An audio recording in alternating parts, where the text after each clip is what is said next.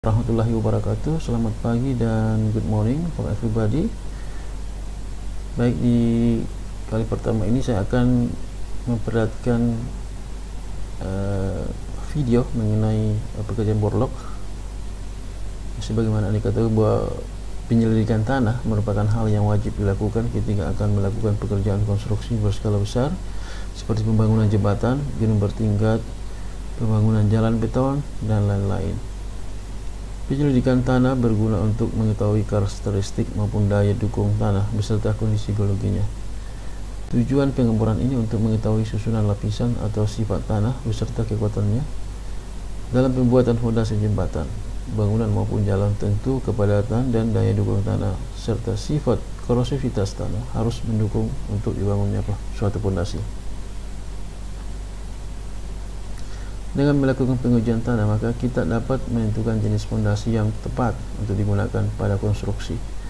Selain itu juga dapat digunakan untuk menentukan perlakuan yang tepat agar tanah bisa mendukung terhadap jenis fondasi yang diterapkan. Dari penyelidikan inilah akan ditentukan baik alternatif, jenis kedalaman, hingga dimensi fondasi yang paling efisien namun tetap aman digunakan. Karenanya, sebelum memulai proyek konstruksi, pekerjaan penyelidikan tanah mutlak harus dilakukan. Kondisi tanah yang tepat tentu akan mendukung struktur suatu konstruksi yang kokoh dan tahan gempa sehingga akan memberikan rasa aman. Ada beberapa metode penyelidikan tanah. Itu penyelidikan tanah sendiri dapat dilakukan dalam beberapa metode seperti sondir, uji boring, uji penetrasi, dan sebagainya. Di sini tanah pada lokasi pembangunan akan diambil untuk dilakukan pengujian di laboratorium. Hasilnya akan diketahui tentang sifat dan karakteristik tanah tersebut. Di video pertama ini saya akan memberikan penyelidikan tanah dengan memakai alat bor atau di lapangan biasa dikenal dengan pekerjaan borlog. Pengeboran ini dilakukan dengan mengambil contoh tanah untuk mengetahui lapisan tanah pada lokasi konstruksi. Hasil pengujian merupakan deskripsi umum mengenai susunan lapisan tanah dengan nilai SPT. Nilai ini dinyatakan dalam N pukulan. Pengujian ini menggunakan tabung SPT yang dipukul hingga 15 cm pada tanah sambil terus dilakukan pencatatan banyaknya pukulan yang dibutuhkan. Ujian ini juga umumnya dilakukan bersamaan dengan pengambilan contoh tanah tiap 1,5 sampai 2 meter atau setiap pergantian jenis tanah. Pengujian ini dilakukan setelah sampel tanah diambil pada pekerjaan core drilling untuk mengetahui karakteristik maupun sifat tanah. Pengujian kemudian dilanjutkan di laboratorium dan hasilnya akan dikorelasikan dengan hasil pengujian di lapangan untuk menentukan efisien dan dimensi fondasi yang efisien dan aman. Jadi pada dasarnya kedua pengujian akan dilakukan dan hasilnya akan saling dikorelasikan untuk memastikan keakurasian hasilnya.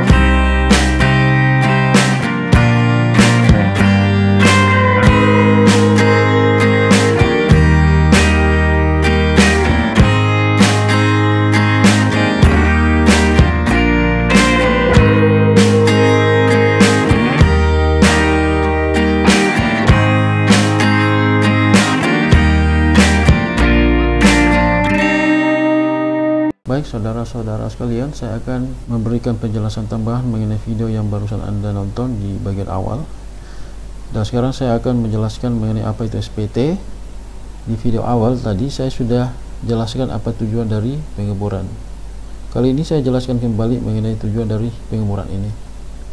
Adapun tujuan dari pengeboran ini adalah untuk mengetahui susunan lapisan atau sifat tanah beserta kekuatannya, juga menentukan kepadatan tanah atau mendapatkan gambaran keadaan kekuatan geser jenis tanah yang secara langsung di lapangan. Nah, adapun hal-hal yang diperhatikan dalam pekerjaan borlog di lapangan adalah, pertama adalah pukulan dengan menggunakan hammer atau palu dengan beban 63,5 kg dari ketinggian 75 cm. Nah, coba kita lihat di sebelah kiri saudara, ini ada hammer. Berat hammer ini adalah 63,5 kg. Jarak dari hammer ini ke sini ini sekitar 75 cm. Jadi nanti kita akan melakukan pukulan dari ini. Jadi hammer ini akan dilepas sampai ke sini, itu sekitar 75 cm. Nah, banyaknya tumbukan yang diperlukan untuk penetrasi sebesar 30 cm. 30 cm di sini itu adalah dari N2 dan N3 dari pembacaan penetrasi 45 cm. Nah, adapun pengambilan sampel dilakukan adalah setelah selesai pengujian SPT atau pukulan 45 cm pertama selesai. Split spoon dikeluarkan dari lubang bor dan dilepaskan untuk diambil contoh tanah yang terdapat dalam spoon tersebut. Adapun yang diperiksa pada soil atau tanah tersebut itu adalah kadar air dan analisa saringan, juga yang lain-lain selain dari kadar air dan analisa saringan. Nah, yang perlu diperhatikan sebelum tanah atau sampel ini dibawa ke laboratorium, yaitu sebelumnya harus diperhatikan adalah penempatan tanah yang akan diuji di laboratorium. Seperti pada gambar ini adalah gambar core box. Core box ini kita akan menaruh soil, contoh tanah yang akan dibawa ke lapangan.